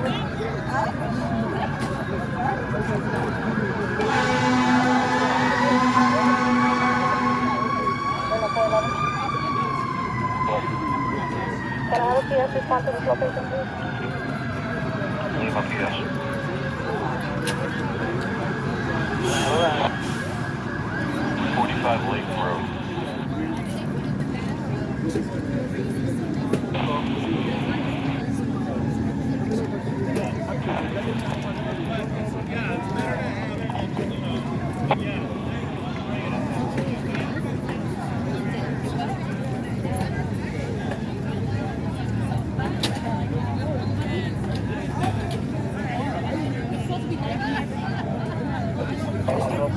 6 also at a moment. Can you see if the caller would like to speak to this, please?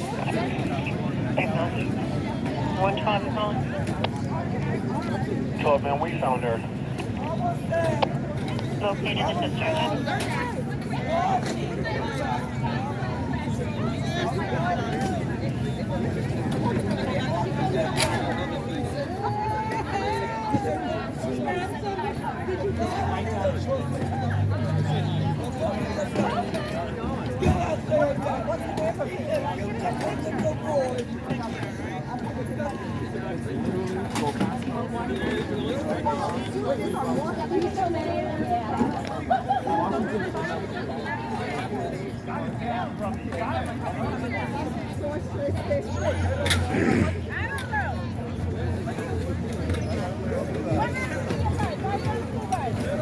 The city of Boston took it from him. They took his house and his bike.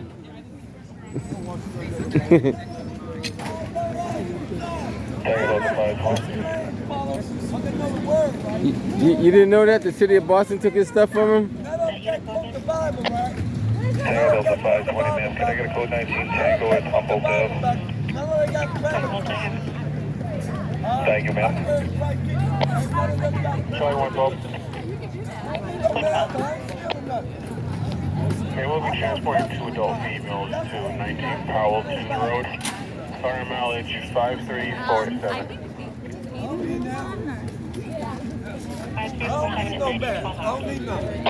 I'm famous than anybody ever been on the planet. I'm famous than anybody ever been on the planet. The city of Boston took it from him. That's what happened to him.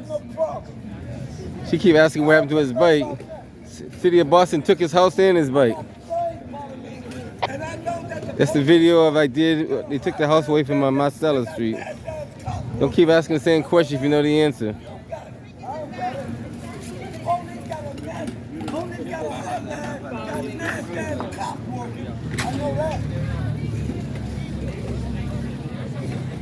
I know police try to steal my fame. I know they took my car yesterday. I know they took my whole car. See that? Listen to what he's saying. They got police corrupt like cars. Disturbance 170 Belgrade. A couple of people arguing. I know I don't know no police in the town. I wouldn't take that fucking hand with a long handle spoon. There you go. I know they dirty than a motherfucking snitch. I know that. See, she's asking a question she knows the answer to. Don't keep asking. You call my fucking name like I like you or know you. I don't want your motherfucking ass in the town, but you got your free will. I know that. Bush motherfucker. All right. City of Boston took his house about 3-4 weeks ago on Marcella Street. I did a video of that. ISD, courtesy of John Mimi. He's a consultant now with the city of Boston. They did that. So don't ask a question if you know the answer. And I'm pretty sure she knew the answer. I don't know why she kept asking what happened to his bike. She know what happened to his bike.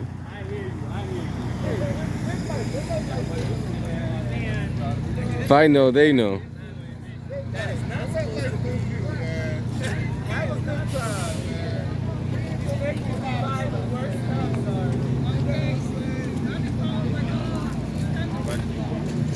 That's why it's reserved, right? Oh, yeah. It's special.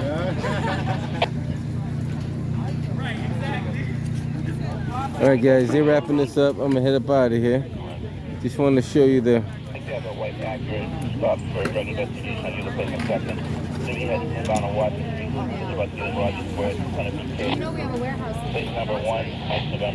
right, guys. Till next time. And there's Porter. Catch you on the next one.